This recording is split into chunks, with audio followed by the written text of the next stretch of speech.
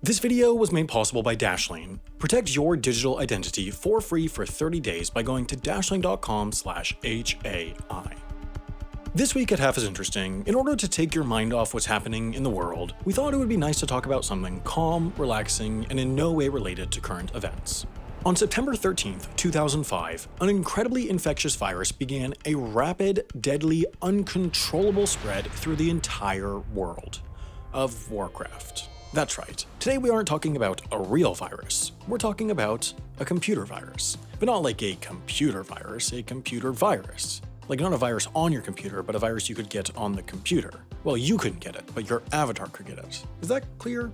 Now, if you don't know what World of Warcraft is, congratulations. You probably had friends in middle school. It is a massive multiplayer online role-playing game, or MORPG, with millions of people all playing together in a massive shared virtual world. You could make friends, go on adventures, make money, you know, the types of things cool people were doing in the real world instead of sitting in front of a computer screen for 14 hours a day. But let's get to the disease. It started the same way that so many infectious diseases have started throughout world history, with a blood god named Hakar the Soulflayer.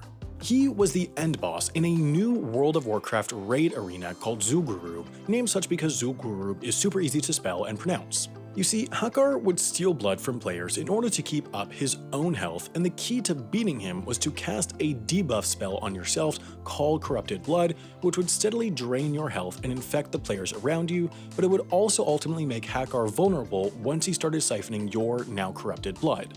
It was a classic poison your own blood in order to, by extension, poison the blood of a Soulflayer scenario, the kind we all run into in regular day-to-day life. Now, the Corrupted Blood spell was intended to apply only in the specific area where you fought Hakar. If a player respawned into the main world, their corrupted blood would simply disappear, just like the social life of a World of Warcraft player.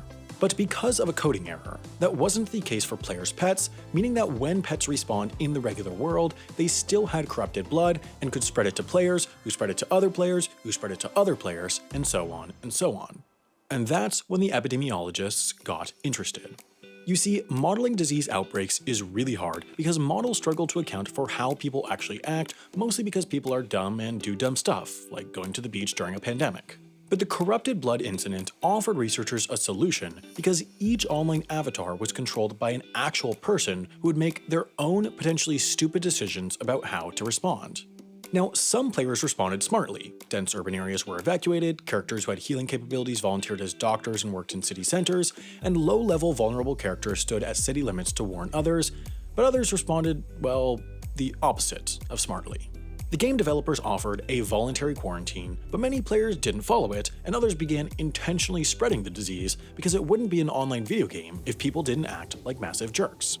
One of the most interesting phenomena to scientists was curiosity, as healthy players would venture into infected areas to see what was happening and then try to rush out before they got infected, which it turned out was a great way to get infected. Researchers noted that these players were acting similar to journalists who intentionally enter infected areas to gather information while attempting to still avoid getting sick. The corrupted blood incident also included many other real-world parallels. It was spread both by people and by animals, as are many real-world diseases like avian or swine flu, and it even had asymptomatic carriers, the non-playable characters who couldn't die but who could and did get infected and spread the virus to vulnerable players. Of course, in the most accurate real-world parallel, everyone online got really angry, spread false rumors, and looked for someone to blame.